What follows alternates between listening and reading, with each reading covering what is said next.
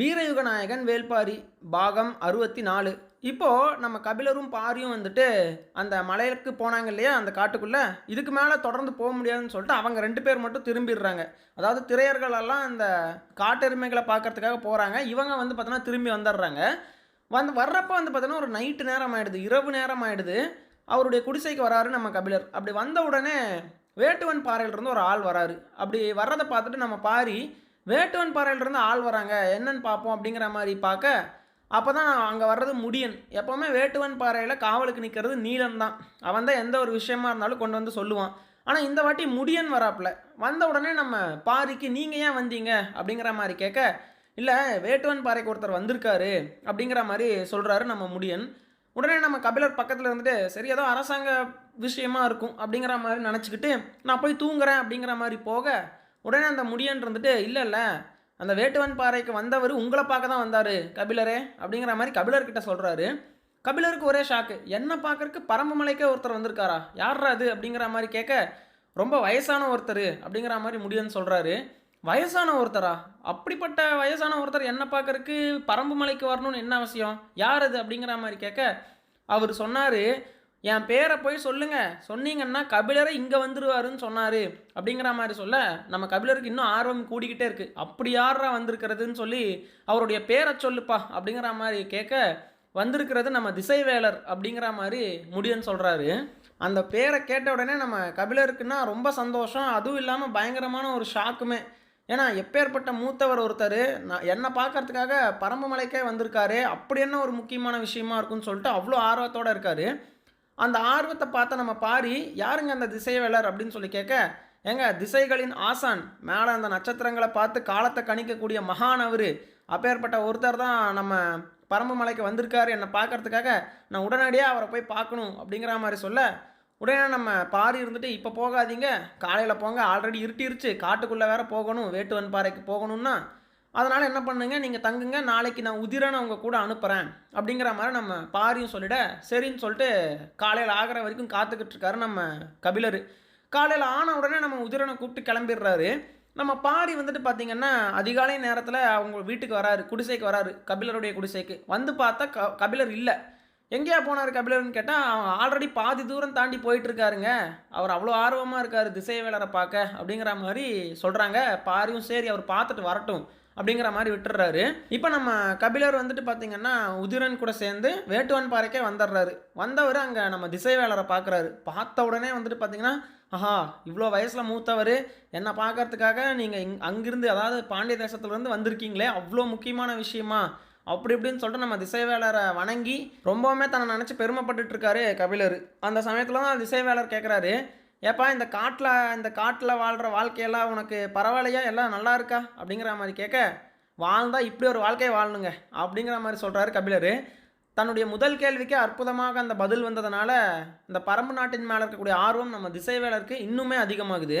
அதுவும் இல்லாமல் நம்ம கபிலர் இன்னொரு விஷயமே சொல்கிறாரு, இயற்கையை புரிஞ்சிக்க வேண்டிய மனித அறிவு மொத்தமுமாவே இந்த பரம்பு நாட்டில் தாங்க இருக்குது அப்படிங்கிற மாதிரி சொல்ல, அப்படியா அந்தளவுக்கு அறிவாளிங்களா இந்த பரம்பு மக்கள் அப்படிங்கிற மாதிரி திசைவேலர் கேட்க, ஆமாங்க, இந்த காட்டை பற்றியும் இந்த இயற்கை பற்றியும் சொன்னால் ஏகப்பட்டது சொல்லிக்கிட்டே போகலாம், நாம் எவ்வளவோ விஷயங்கள் தெரிஞ்சு வச்சுருப்போம். பயங்கரமாக பார்த்தோன்னா பில்டப் கொடுக்குறாரு, ஏதோ அவரே வந்துட்டு பரம்பு நாட்டை சேர்ந்தவர் மாதிரி, நம்ம கபிலரே வந்துட்டு பரம்பு நாட்டை சேர்ந்தவர் மாதிரி. அப்படி வந்து பார்த்தோன்னா அந்த பரம்பு நாட்டை புகழ்ந்து பேச ஆரம்பிக்க, நம்ம திசைவேலருக்கு அப்பேற்பட்ட ஒரு நாடாக இது, அப்படியே அவ்வளோ அறிவாளிகளாக இருக்கானுங்க அப்படிங்கிற மாதிரியான டவுட்டெல்லாம் வர்றக்க ஆரம்பிக்குது நம்ம திசைவேலருக்கு. அந்த சமயத்தில் தான் நம்ம திசைவேலர் உட்கார வச்சு சில நாவற்பழங்களையெல்லாம் கொண்டு வந்து வைக்கிறாங்க. அப்படி அந்த நாவற்பழங்களையெல்லாம் கொண்டு வந்து வைக்கிறப்போ, அங்கே நம்ம நீலன் வேட்டுவன் பாறையில் தானே காவல் காத்துக்கிட்டு இருப்பான். அவனுமே அங்கே பக்கத்தில் வந்து நிற்கிறான். அந்த பழையன், ஊர் பழையனுமே வந்து பார்த்தோன்னா அங்கே தான் இருக்கார். அந்த சமயத்தில் அந்த நாவற்பழத்தை எடுத்து சாப்பிட்லாம் அப்படின்னு சொல்லிட்டு போகிறாரு நம்ம திசைவேலர். அப்படி போகிறப்ப நம்ம கபிலர் வந்துட்டு, இருங்க, அந்த நாவற்பழம் வெறும் துவர்ப்பு சுவையை தான் கொண்டது, நீங்கள் அதை சாப்பிட்டீங்கன்னா அதுக்கப்புறம் எந்த நாவற்பழத்தை சாப்பிட்டாலும் துவர்ப்பு அந்த சுவை அப்படியே நாக்கில் இருக்கும், ஃபஸ்ட்டு நீங்கள் இதை சாப்பிடுங்க, அதுக்கப்புறம் அதை சாப்பிடுங்க, அதுக்கப்புறம் அதை சாப்பிடுங்கன்னு சொல்லிட்டு லைனாக அந்த நாவற்பழங்களுடைய சுவையை ரசித்து சொல்கிறாரு. அதை பார்த்துட்டு நம்ம நீலனுக்கும் நம்ம ஊர் பழையன் அவருக்கும் வந்துட்டு பயங்கரமாக ஷாக் ஆகிடுது. என்னையா கபிலர், அதாவது பரம்பு மக்களாகவே மாறிட்டார் போல், எல்லாம் கரெக்டாக சொல்கிறாரு. என்னென்ன நாவற்பழத்தை எதுக்கப்புறம் சாப்பிட்டா நல்லா இருக்கும்னு எல்லாமே டீட்டெயிலாக சொல்கிறாரே அப்படிங்கிற மாதிரி அவங்க 2 பேரும் ஒரு மாதிரி ஆச்சரியத்தோடு பார்த்துக்கிட்டு இருக்காங்க. அந்த நிகழ்வெல்லாம் முடிஞ்சதுக்கப்புறமா நம்ம திசைவேலர் கேட்குறாரு, அதாவது ஏன் வந்துட்டு பரம்பு மக்களை நீ அவ்வளோ அறிவாளிங்கன்னு சொல்கிற? இயற்கையுடைய மொத்த மனித அறிவுமே இங்கே தான் இருக்குங்கிற ரேஞ்சுக்கு பில்டப் கொடுக்குறியே, அப்படி அவங்க என்ன பண்ணிட்டாங்க அப்படிங்கிற மாதிரி கேட்க, அப்போ தான் நம்ம கபிலர் ஒரு கதையை சொல்கிறாரு. என்ன அப்படின்னா, நம்ம கபிலர், அப்புறம் பாரி, அப்புறம் பாரி கூட இன்னும் சிலர் எல்லாரும் வந்து பார்த்தோன்னா எங்கேயோ வெளியே போயிட்டு இருந்திருக்காங்க. அப்போ வந்து பார்த்தோன்னா பாரி ஒரு பூவை பார்த்துருக்காரு. அந்த பூவை பார்த்த உடனே வந்துட்டு, இது நான் இது வரைக்கும் பார்த்ததே இல்லையே, இது என்ன வகையான பூ, இது என்ன பூ அப்படின்னு சொல்லிட்டு நம்ம பாரிக்கே தெரியல. அந்த மாதிரி ஒரு பூவை அவர் பார்த்ததே இல்லையாம்.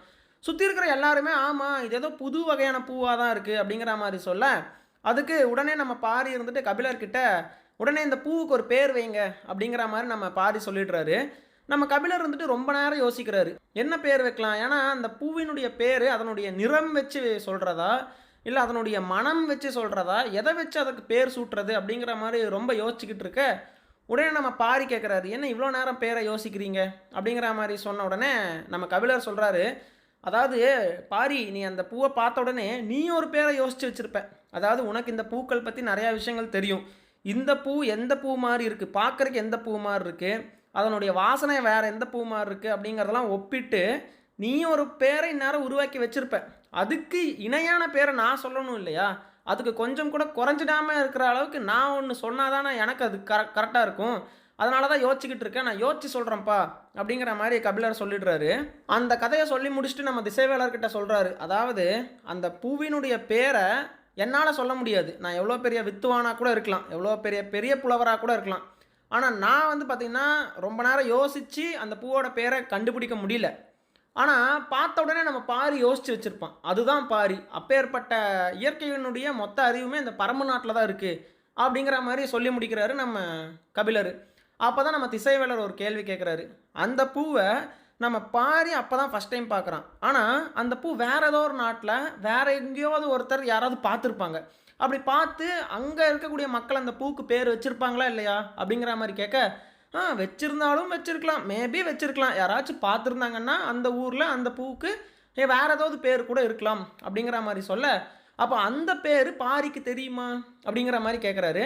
கண்டிப்பாக தெரிஞ்சிருக்க வாய்ப்பு இல்லை. தெரிஞ்சிருந்தால் அவன் சொல்லியிருப்பான். ஆனால் அவன் சொல்லலை அப்படிங்கிறதுனால கண்டிப்பாக அவனுக்கு தெரியல அப்படிங்கிற மாதிரி நம்ம கபிலர் சொல்ல, என்னமோ இயற்கையினுடைய மொத்த அறிவுமே இந்த பரம்பு நாட்டில் இருக்குதுன்னு சொன்னியே, அந்த பூவினுடைய பேர் கூட அவங்களுக்கு தெரில பார்த்தியா? ஆல்ரெடி எவனோ ஒருத்தன் வச்சுருக்கான். அந்த பேர் இவங்களுக்கு ஏன் தெரியல? அப்புறம் அப்படி தெரியாமல் இருக்கிற பட்சத்தில் இந்த இயற்கையினுடைய மொத்த அறிவுமே இருக்கக்கூடிய நாடு இது அப்படின்னு எப்படி சொல்லலாம் அப்படிங்கிற மாதிரி நம்ம திசைவேலர் கேட்க, ஒரு செகண்ட் ஆடி போயிடுறாரு நம்ம கபிலர். இப்போ ஏற்பட்ட ஒரு கேள்வி நீங்கள் கேட்பீங்கன்னு நான் கனவுல கூட எதிர்பார்க்கல அப்படிங்கிற மாதிரி கபிலர் சொல்ல, அப்போ தான் நம்ம திசைவேலர் சொல்கிறாரு, கரெக்டு. அதே மாதிரி தான் தேவாங்கு விலங்குடைய ஆற்றலையுமே நம்ம பாரி இன்னும் கண்டுபிடிக்கல அப்படிங்கிற மாதிரி சொல்கிறாரு. தேவாங்கு விலங்கா அப்படிங்கிற மாதிரி ஒரு செகண்ட் யோசிச்சுட்டு நம்ம கபிலர், அந்த தெய்வ வாக்கு விலங்கை தான் இவங்க தேவாங்க விலங்குன்னு சொல்கிறாரு போல் அப்படிங்கிற மாதிரி அவரே ஒரு முடிவுக்கு வந்துடுறாரு. ஆமாம், அந்த தேவாங்கு விலங்கு இந்த தெய்வங்கள்லாம் வந்துச்சுன்னா அதுக்கு வாக்கு கொடுக்கும், அதுதான் அதனுடைய ஆற்றல். அதை பாரி கண்டுபிடிச்சிட்டானே, கரெக்டாக தானே யூஸ் பண்ணிருக்காங்க அந்த விலங்கு அப்படிங்கிற மாதிரி சொல்ல, இதுதான் தப்பு. அதாவது பாண்டிய தேசத்துக்கு அந்த தேவாங்கு விலங்கு அடிச்சுட்டு வந்துச்சு, அதை வந்துட்டு பரிசாக கொண்டு வந்து கொடுத்தான் ஒரு அரசன்.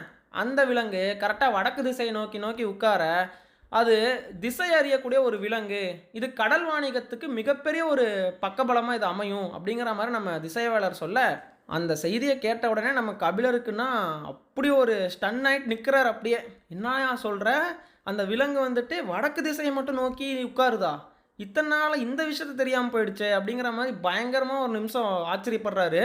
அதுவும் இல்லாமல் அந்த விலங்கை வந்துட்டு பாண்டிய மன்னர் வந்துட்டு எதுக்காக நம்ம பரம்பு நாட்டுக்குள்ளே பூந்து அந்த விலங்கை எடுத்துகிட்டு வர சொன்னார் திரையர்களை வச்சு அப்படின்னு ரொம்ப நாளாக போட்டு யோசிச்சுக்கிட்டே இருந்தார்ல, அதுக்கான விடையும் தெரிஞ்சு போச்சு. அதாவது அந்த விலங்கு வச்சு இவங்க திசை அறியறதுக்காக கடலில் போயிட்டு அது வடக்கு திசையை நோக்கி உட்காந்துச்சுன்னா கடல் வாணிகத்துக்கு அது ஒரு மிகப்பெரிய பக்கபலமாக அமையும் அப்படிங்கிற விஷயமெல்லாம் நம்ம கபிலருக்கு இப்போ தான் புரிய வருது.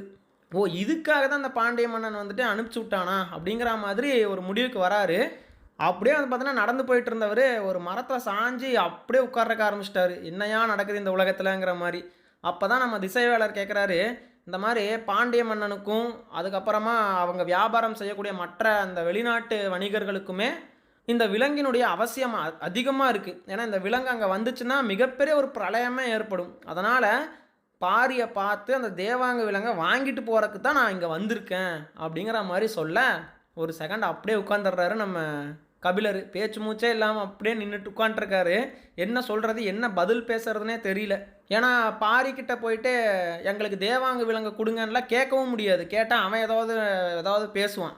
அதுவும் நம்ம கபிலருக்கு தெரியும். இப்ப என்ன பண்றது? ஏது பண்றதுன்னே தெரியாம அமைதியா உட்காண்ட்ருந்தவரு, சரி அந்த தேவாங்க விலங்கு ஏன் உங்களுக்கு வேணும்னு நினைக்கிறீங்க?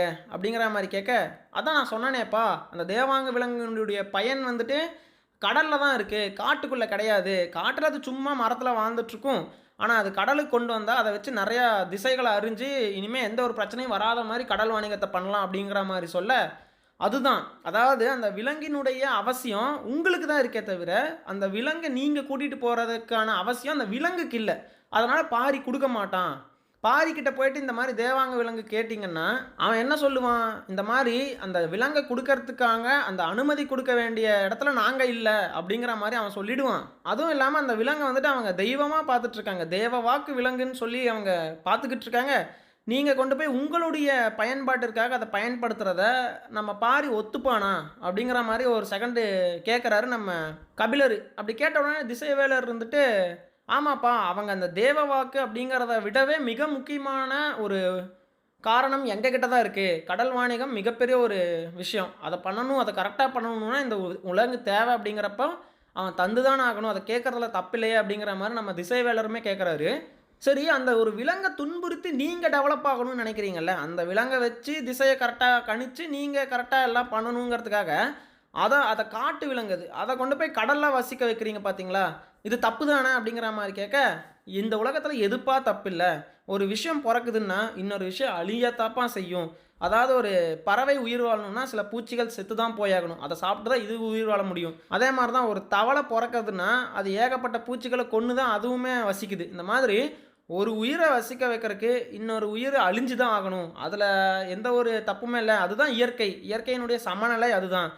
ஸோ, இந்த மாரி மனுஷங்க கடல் வாணிகம் பண்ணி டெவலப் ஆகறக்கு, இந்த தேவாங்க விலங்குகள் அந்த காட்டுக்குள்ள இருந்து வெளிய வந்து தான் ஆகணும்.